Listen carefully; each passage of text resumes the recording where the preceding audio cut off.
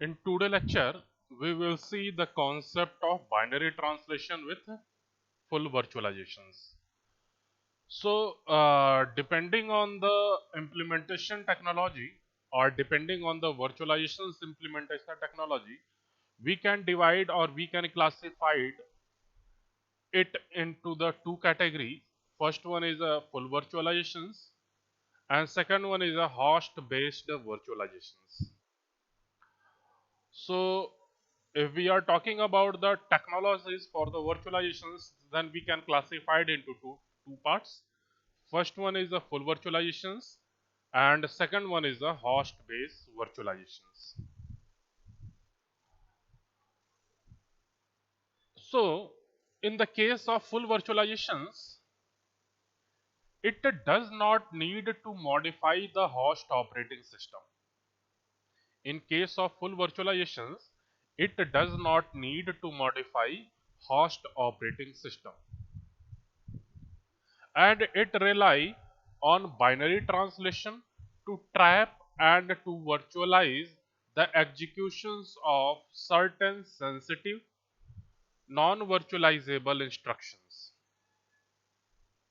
And the guest operating system and their applications consist of non-critical and critical instructions. Means guest operating system consists critical and non-critical instructions in the case of full virtualizations. But on another hand, in the case of host-based virtualization system, both host operating system as well as guest operating system are used. And a virtualization software layer is built between the host operating system and guest operating system. These two classes of virtual machine architecture are introduced in next. So first one will see what is the full virtualizations. Then we will see host based virtualizations.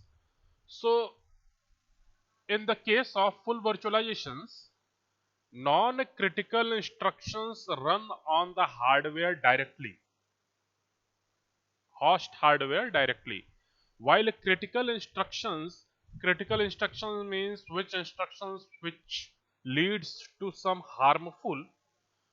So critical instructions are discovered and replaced with trap into the virtual machine monitor to be evaluated by software. Both the hypervisor and virtual machine monitor approaches are considered full virtualizations. Means with the help of hypervisor or with the help of virtual machine monitor, we can perform full virtualization concept. And one question arises in our mind, why only critical instructions trapped into the virtual machine monitor? So the answer is because binary translation can incur a large performance overhead and non-critical instructions do not control hardware or threaten the security of the system, but critical instructions to do all the things. Therefore, running non-critical instructions on hardware not only can promote efficiency but also can ensure system security. So this one is the case of full virtualization. Second one is कि binary translation of guest operating system request using a virtual machine monitor. So this approach was implemented by virtual VMware and many other software companies. So as shown in this figure, VMware put the virtual machine monitor at ring 0 and guest operating system at ring 1. So the virtual machine monitor scans the instructions stream and identifies the privileged control and behavior sensitivity instructions. When these instructions are identified, they are trapped into the virtual machine monitor, which emulate the behavior of these instructions.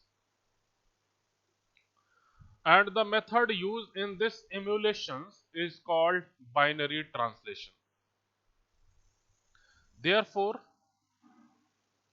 full virtualizations combine binary translation and direct execution.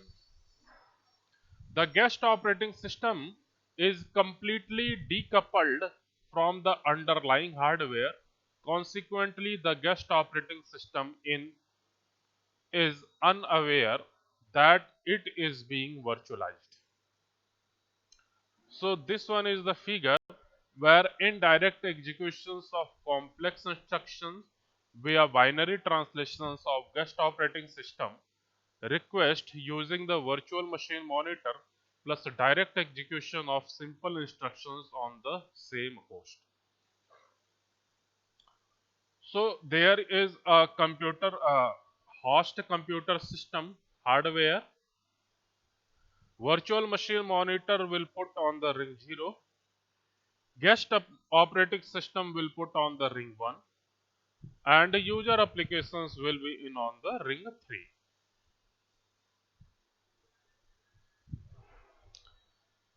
So the performance operated by the guest operating system, first it will contact the virtual machine monitor, then host computer system hardware.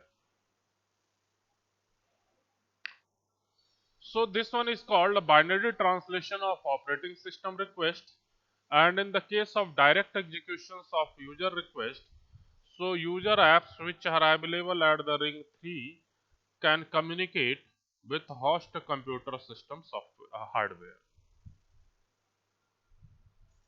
And we know that the performance of full virtualizations may not be ideal. Means they perform some work at all time. And this one is because it involves binary translation, which is rather time consuming. And in particular, the full virtualizations of input output intensive applications is a really big challenge.